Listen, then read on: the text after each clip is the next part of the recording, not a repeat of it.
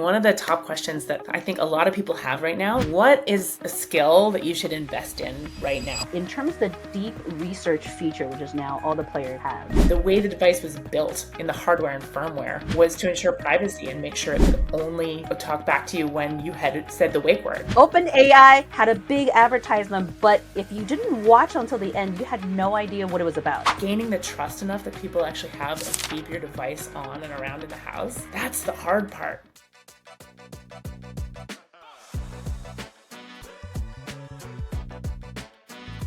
Welcome to another episode of AI After Hours.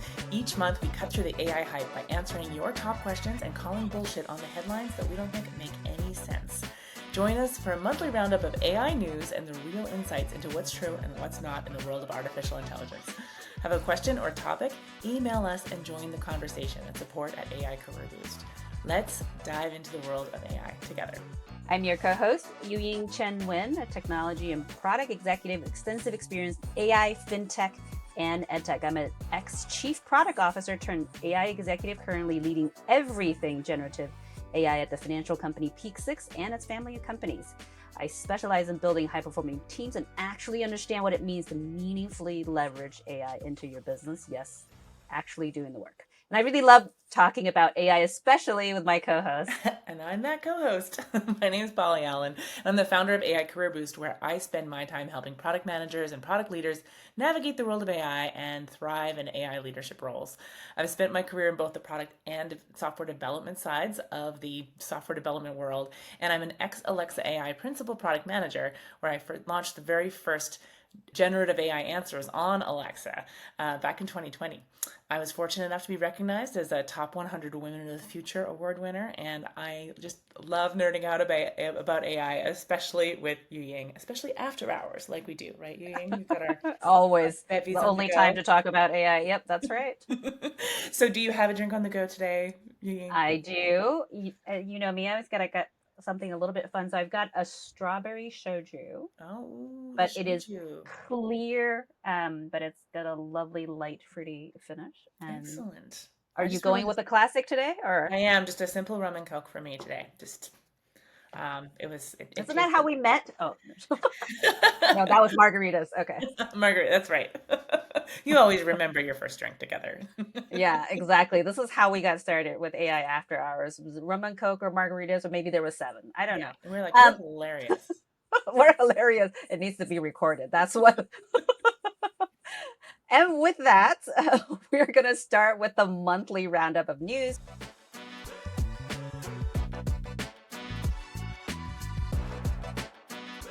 We don't talk through everything that's been released because let's face it, we would never get through it. It'd be hours and hours, but we pick what's important, what's interesting, and really based on our bias and share with you what we think was the most important in February. Okay, here's my top headlines.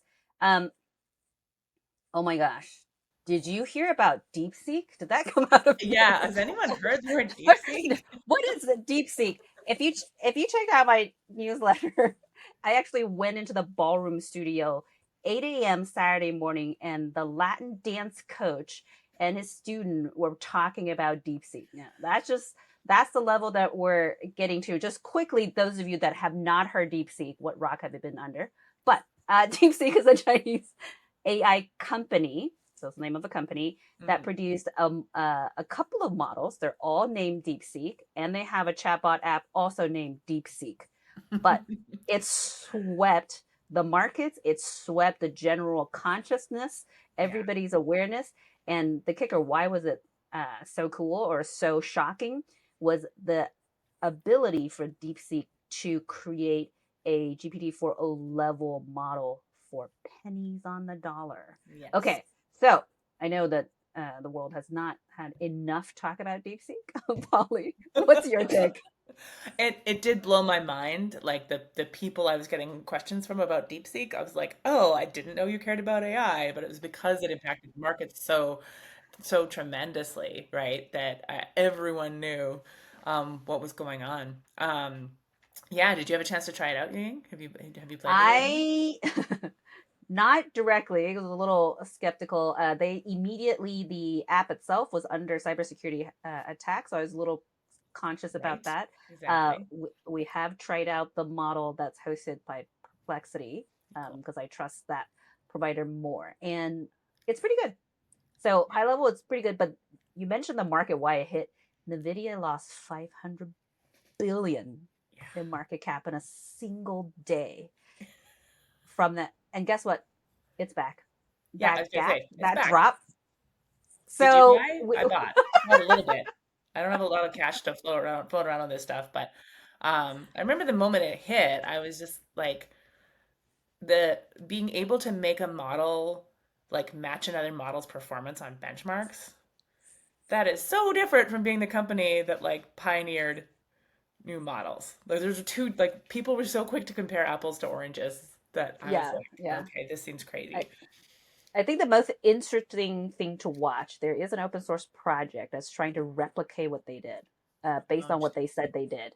yeah, And that'll be the proof in the pudding. So, um, yeah, yeah. DeepSeek, definitely there's something there. NVIDIA, did it die? No. And is there something to watch for from the set of innovations that did? Yeah, let's find out. I think we're going to get better and better innovations because of what they've started. It's really exciting because I feel like the narrative at the like OpenAI, Microsoft, Anthropic level has been like, yeah, it uses tons and tons and tons of energy and chips and that's just the way that is, and we're just going to pave the whole world with data centers, and then the AI will be smart enough to figure us how to solve the problems it creates. That's been kind of the story. And this at least puts some checks and balances on that. Like, whoa, whoa, whoa, wait a minute. If someone else is able to do this for significantly less, again, there's a lot of apples to oranges comparisons that people were throwing out there too.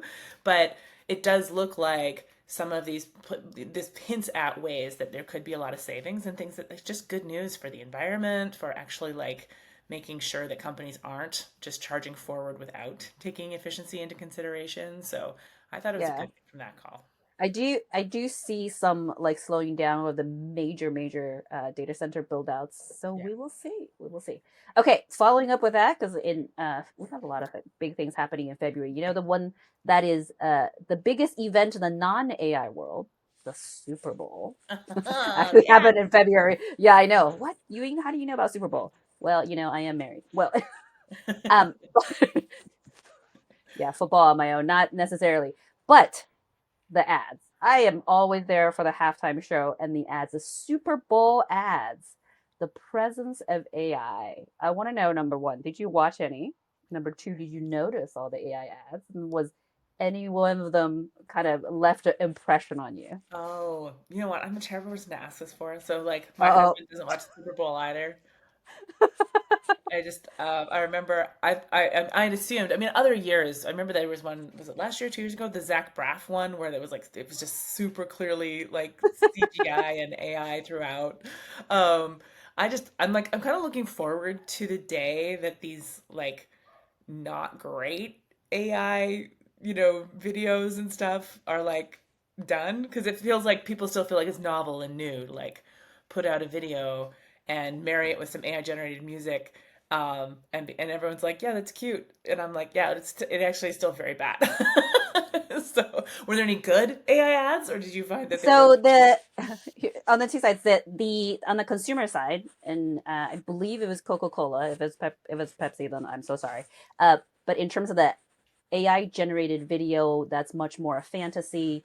I watched it really closely for artifacts. They didn't have it. It's nicely done. It's oh, pretty. nice? It's Okay, I'll where go it in there. yeah. It's where the video generation should be used. The Hmm. funniest thing was the day after in our AI committee meetings, people were like, "Hey, there was no AI company advertisement." I'm like, "Really? Did you miss?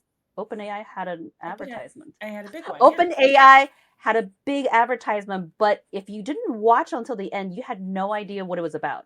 It was a bunch of dots going everywhere with, and I was just like, I have seen I this. could not, I could not. I'm like, what is this about? Until in the end, it was OpenAI, ChatGPT. I'm like, wait, what?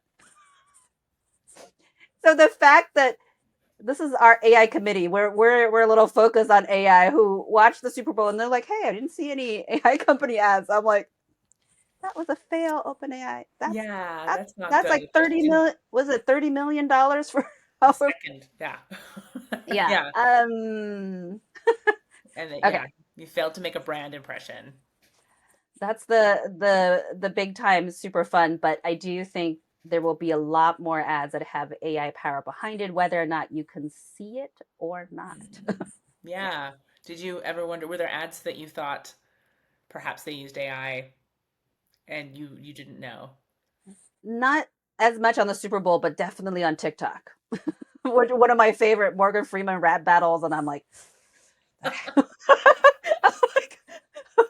I mean, come on, Morgan Freeman rap battle #1 is just awesome. #2, I'm like, maybe there's some a little AI behind it, but that's one of my Oh, I'll favorite have to ones. check that out. If you don't, just you have to check that out. Morgan Freeman AI rap battle. AI battle. Okay, all right, moving on. We got a bunch of things to go through. So one of um, so Perplexity had a release called Deep Research. Now, I want to say that they're not the only one, right? It just happened the timeline. Right.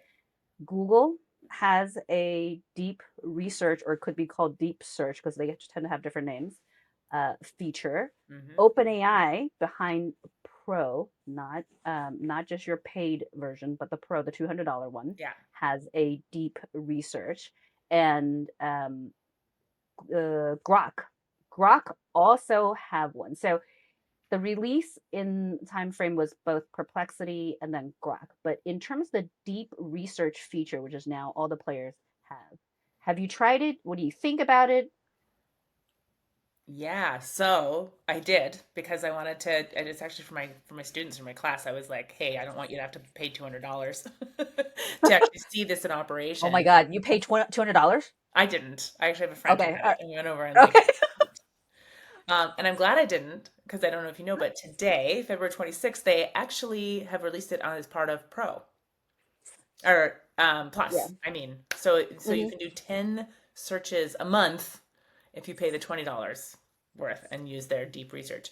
Do you want Um, to recap a little bit what the what the feature is? feature is, it's funny because it's such a different interaction mode from what you're used to with ChatGPT. So it's hard to explain. And I think of it as if you had something where you wanted it to go do a whole bunch of research on the web and aggregate it all, do some synthesis, and come back with like a 2-page, 3-page report with great citations, as opposed Wait, to wait, how we wait. used So to do is this like it. a freshman homework assignment in Yeah, college? basically, if Is you were that what? like, I want an intern who can go and get me a brief on X, right? And would prepare it for me, asking a question, right? The friend I have who uses it is a CTO, and he says he uses it all the time for like technology decisions. It's been absolutely great to kind of like compare two architectures. Here's the problem we're trying to solve. Give it some background, and like it'll be like listing all the pros and cons and how to make that decision, right? So it's much longer and more in depth than you would get if you simply did the web search or or simply chatted with ChatGPT. And then that ability to go in and actually get the citations like you can on Perplexity and like go in and actually click through. So it's been incredibly useful for a lot of people, and particularly like academic research in that area. I know people love to lean into that. So it feels like it definitely does better when it's powered by the recent models that can do a little more reasoning, right? So it's actually going out and doing many steps to create this. It's slow. It can take 6-12 minutes to return, but it's more like commissioning a small brief from an intern than chatting with it.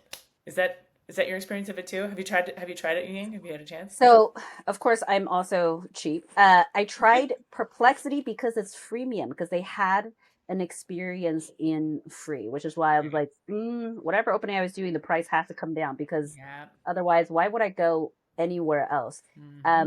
I quite like the experience of basically getting in depth uh, kind of briefing on a topic, and it would go through multiple tries to like 30 plus sources, combine them and figure out conflicting information, etc. So for the nerds out there, it's great. It saves a lot of time when we like to rat hole on things. uh, Yeah. we spend a lot less time, but we kind of get deep enough information to go, okay, I'm going to go through this for that. I think it is actually just um, a bunch of agents and assistants connected well together by some logic. It's actually not a technical breakthrough. So that's It's just one of not a new this is model. no, not at all. So it's just a use case that has been packaged together, and what I've seen so far, it's well done. It's not a technical breakthrough, but this is what's gonna make AI actually much more useful and used Yeah, with everybody is these use cases and not the exactly. model breakthroughs anymore. So Exactly. I highly recommend it if you get your hands on at least the free and try it out. Yeah. Well, and another indication that this isn't like a new model capability that's hard to replicate is how fast. They tried to make this one of the big reasons you should upgrade to the Pro $200 a month feature. And I know lots of people who like the images are great, but how like if you don't use images in your job, that the image generation and the movie generation is fun to play with, but that's not worth $200 a month on an ongoing basis, right? And then the other feature that you get with Pro is like more access to the newer models.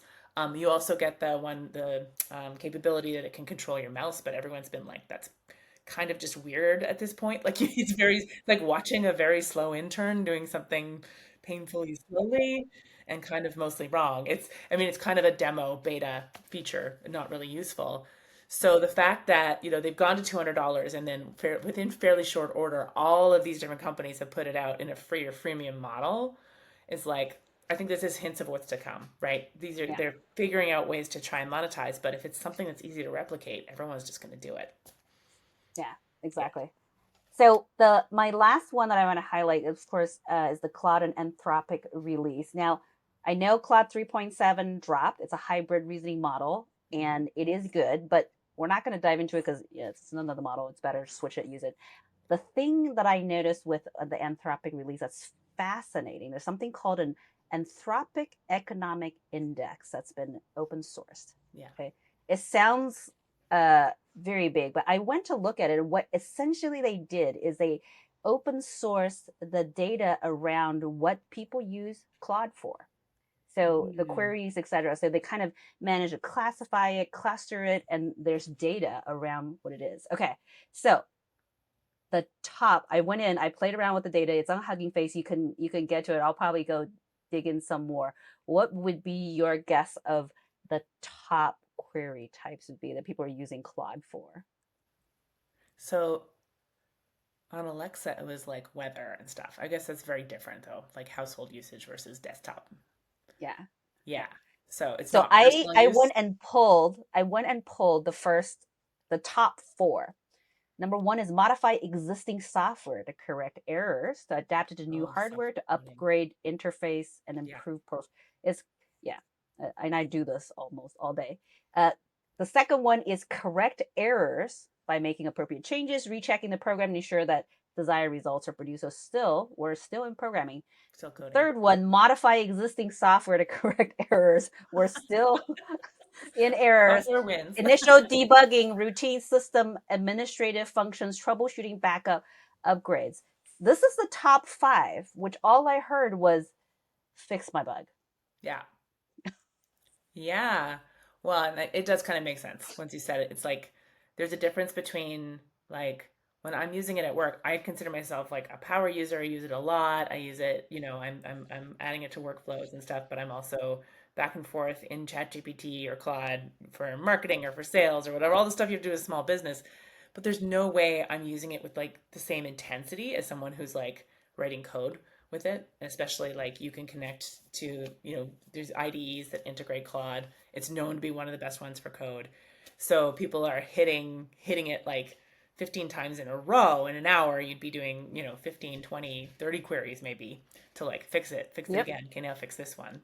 So that makes sense that there'd be like an Yeah. And I think intensity. that's why they dropped Claude Code. So I feel like of the AI companies, this is the one that's the most product centric. Like I can see them understanding their users, the use cases, and then creating features for them. So Claude Code, Totally. this data you can go dig through. It's super fun and interesting.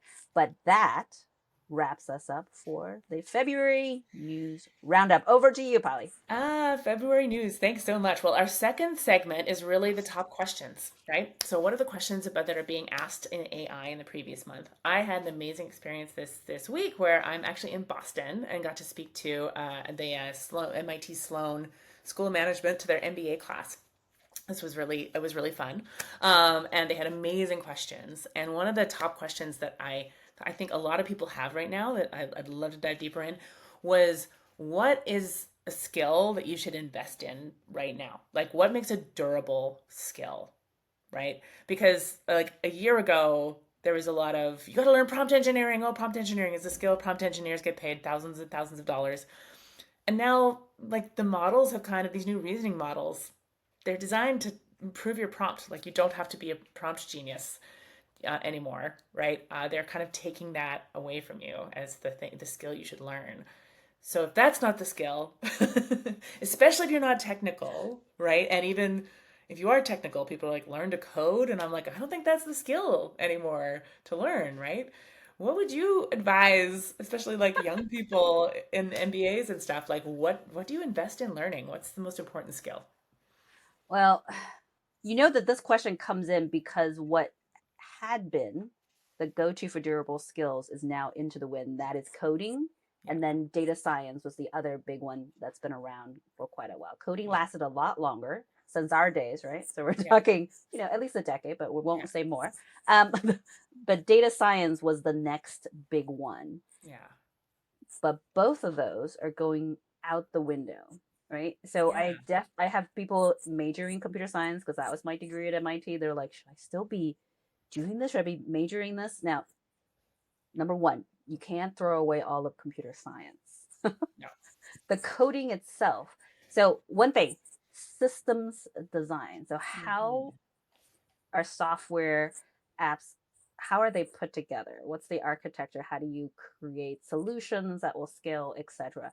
I am not seeing that go away. In fact, I am seeing the AI really separate a divide of the devs who understand this and devs who don't. Like the hmm, devs who don't, they're dropping like flies. They just, yeah, even with the AI, they can't get a good output. The ones that truly understand system design, yeah, they just get AI to do the grunt work of writing the code, and they're like doubling, tripling, productivity, quadrupling their 10x, yeah. output. Yeah. So that's definitely one. The second one, which might sound stupid, is communication. It doesn't sound stupid to me. The thing I keep telling people, I'm like, you realize you are talking to the AI, and you have to understand what kind of personality, and I call it the kind of the slightly on the spectrum PhD student. That's like there are certain things they know a lot of, Yeah, but they're very literal and they're very fast, and they can be very convincing, very sure down a very wrong rabbit hole. yeah. And how you bring them back is your communication skill and understanding how literal they take you. What do they understand about implied context? I've never thought about my words as Right. much as I do now. So prompt engineering, it's getting generated, but understanding why the AI is doing what it's doing based on what you thought you put in, it actually comes back to understanding communication and some human psychology. Totally. I think that's so true. And a really good illustration of this is everyone's been very obsessed with in the product circles of gaining a skill of prototyping, right? Which is great. I do think we can do more than we ever could do before. If you have a little bit more coding experience, you can actually build and deploy whole apps. And if you don't, there's still a lot of tools out there to get you three-quarters of the way. And especially for like mock-ups or something that works but not high fidelity answers and stuff. Um, but like, does that replace, for example, a product requirements document? No, because you still have to communicate like why, would we put the button here? Why does the interaction work that way? What is the success metric we're going to use to decide if this is working or not? What was the goal? What's our goal versus the user's goal, right? So there's like being the owner of that and the person who's like opinionated and trying to like, I mean, I think when you play with LLMs, you get that feeling, right? They purposely are not that opinionated unless you really ask them to be. right? And you can convince them of things. And it's because you're meant to be the one. The human is meant to be the one with an opinion, right? And so strong convictions, I've heard it called taste, right? Like, how do you think the product should work when you know the most about the user? Communicating that too, right? So those people elements, I feel like those are the major skills that are durable, right? That are going to last. That we're not automating that away anytime soon. Yeah. Yeah. I think there's more, but I think it's going to take us some time to articulate and frame. Totally. Yeah. Yeah, exactly. Cool. Well, wrapping it up, those were our discussion of durable skills. There's soft skills. There's some hard skills in there too, but communication is one of those ones that if you are on the more technical side, sorry, you might have to lean into those more soft skills because they're going to be more important than Yeah, ever. look at us. Look at us. We're all talking using big words. You don't have to talk as much as us. But it would help. No, Awesome. And with that, we're on to our next section. oh, and it's our favorite section, and not just me, all of us combined, favorite section of all podcasts, all everywhere, not just because I'm biased, which I totally am not. It is the BS in AI.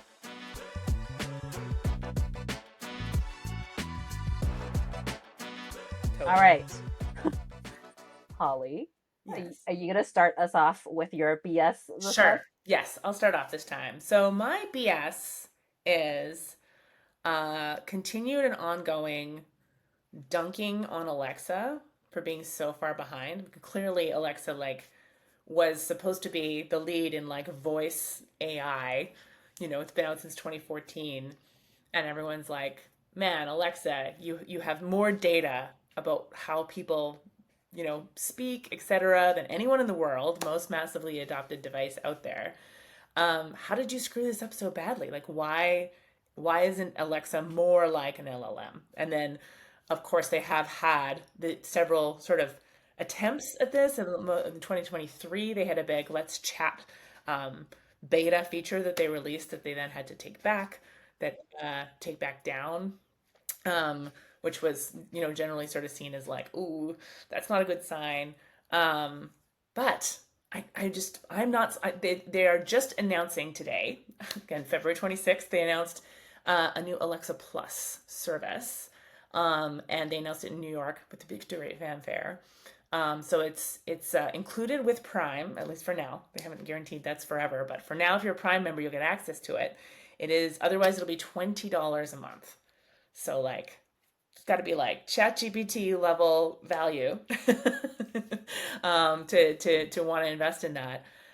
So a couple of the major things that they're releasing are so the multi-turn conversation without a wake word. They've had that here and there, but apparently that's like native. It's an LLM native device. You can pick up, starting doing something on one device, walk over to your other device, continue on it. It has a lot more personalization, apparently. So much like ChatGPT has a space where they have memories about you that you can go in and edit. Um, then, the idea is that Alexa will know a little bit more about your preferences. Hey, my kids are allergic to salmon. I don't have to tell you that again when I'm asking for dinner recipes, right? Things like that. So it'll be interesting to see because they've made some of these promises before and they've been kind of making a lot of them for a while, right? So the announcement today isn't likely to make a huge splash because it's like, yeah, we've seen you announce this before, but they've had that. This is now like built on top of the Anthropic investment that they've made. So they made a giant investment in Anthropic, and so they now have a an outside LLM to build this upon. Another thing that I know was a huge barrier for them was the way the device was built in the hardware and firmware was to ensure privacy and make sure it could only, talk back to you when you had said the wake word, right? It's actually like built into the firmware that it cannot communicate with the cloud until you say the wake word. And so that totally hinders multi-turn conversation, right? So I feel like they've been battling uphill against a lot of things to get where they are. If they can pull this off, this is why I'm like, oh man, because I think they've done the hard part of a lot of the home automation stuff. in a way that like OpenAI, Anthropic, none of these companies have ever had to face, right? You talk to ChatGPT and you voice, you're talking to ChatGPT. You're not yelling at it across the kitchen with the blender going, right? They've dealt with everything to do with like ambient noise, accents, multiple people talking at once, right? And so I think voice in like the home environment and gaining the trust enough that people actually have and keep your device on and around in the house, that's the hard part, right? There's a lot of people who would not, for the love of money, ever give their kids like free access to ChatGPT in the house whenever they wanted it, and that's probably for good reason, right? So I wouldn't count them out. It's basically what I'm saying. I understand the skepticism and why no one's like, super, hey, let's can't wait to get on the next Alexa because we've been burned so many times. But I wouldn't count them out because they really have this advantage in that space that no one else can really compare to. All right. And you would know, I'm going to remind everybody, Miss Polly built one of the first ones on Alexa. So don't hate on Alexa. This version is going to be good. Keep That's Bri. right. If she can deliver on these promises, she could really go some places. I'm telling you. Yeah. Excellent. Excellent. Well, that's a much better no than my BS. All right. I just wanted to give us a little gap between like, what's your durable skills? You got none. And no, And then like, to I'll this be BS. the solo ray of sunshine in this dark, dark Yep. world. Yep.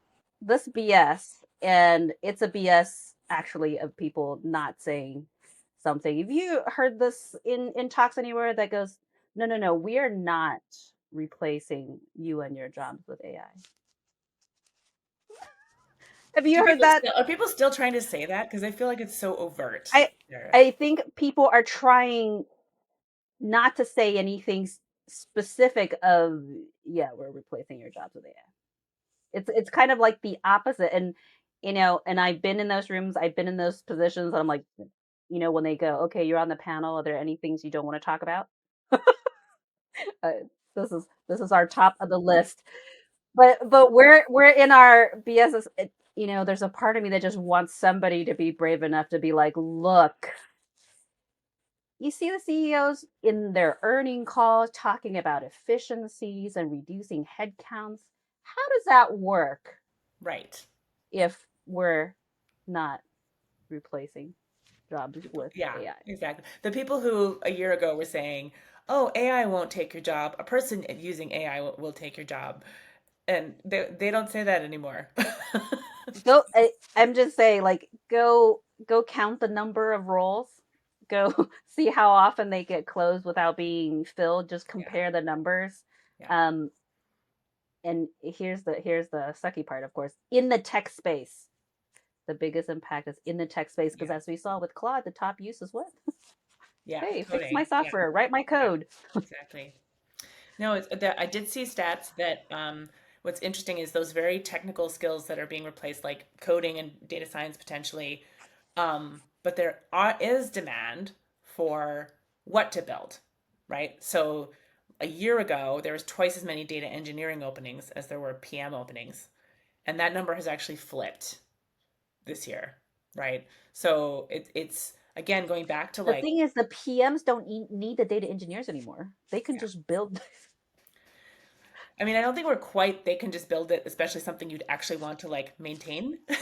You know? Oh, well, that's because they're not good enough, Polly. Because No, I think it's a naive thing to be like, it's naive to assume the main job of a coder that they spend most of their time coding. Always felt like it was 20% of my job when I was coding, right? And then it's naive to think that like, oh, I built something and got it out to production means it would you when you need to fix it or break it or change something, which is inevitable, that what you have written is understandable and something that like you need a team to keep maintaining and fixing it. So you still, yeah, I don't think we're anywhere close to PMs are like, unless they're going to do customer support and fix bugs. don't need Or to. You got the agents. I mean, the thing I think in the end, my frustration is it is a fundamental change to the job landscape. it is, If no one is willing to say it, then we're not going to address it and figure out what happens. yeah, But totally. yes, And I do uh, think like no one fully understands the impact. There's so much hype about, say, exact like agentic AI and how much it can do. and people are never precise in terms of like, and it's doing this today, or well, we're super optimistic it can do it, and I have a prototype that I played around with that makes it look like we can do it. Those are two different things. So companies are definitely in a bind where they're like, well, I'm not going to hire anyone until I really know who I need, and that's going to take some sorting Because out. we're doing the same, right? We open head counts and then every day we're playing with tools going, do we still need those head counts? Like that's a daily question. Yeah. And we seriously evaluate. So everybody does too. I just think somebody should it's not me obviously because I'm like, I don't know if I'm brave enough to say it either. But Is yeah. that the future of work? Is we just hire people to evaluate all the tools out there? That might be a good consultancy. I'm like, wouldn't you pay for that? I'm like, oh my God, right now. I Yeah. get so inundated. Okay. So with that, I it's a big one. It's not usually as funny of a BS, but I gotta call it at least Yeah, out we a call it little like we bit. see it. Right? Dang it. And there's Yeah. not being overt enough call out of are the jobs really being replaced? And if they are, let's call it for what it is, right? It's a massive change. We don't know where it's going, but it's a massive change. So with that, over to Hopefully, you. we've provided your dose of security and warm, fuzzy feelings. Yep. All right. Where's Yeah, my drink? No. exactly. This is why we drink on this show. Yeah. Yeah. Awesome. Exactly. That was BS in AI. Thanks, Yu Ying. So we got time for one more section, and that is plugs. Is there anything that you'd like to plug this month, Yu Ying? Well, I am still my newsletter, yuying.substack.com, but also watch out for new announcements from me. I might be trying a new project out, and hopefully you guys will join me once I announce that. You can connect with me on LinkedIn if you're waiting to see what that is. Oh, So that's for me. fantastic. Excellent. Well, I invite you to join my AI Career Boost newsletter as well. And every month we have a free masterclass for the path to product leadership in AI. So if you want to learn what skills you need to learn and get up to date on to get the fastest path into an AI career, do join us at the upcoming masterclass. We also have a class kicking off this week for our Career Boost Blueprint. So if you're interested in that, do get in touch. We do have a few last final slots available. So we're glad for you to join us. Excellent.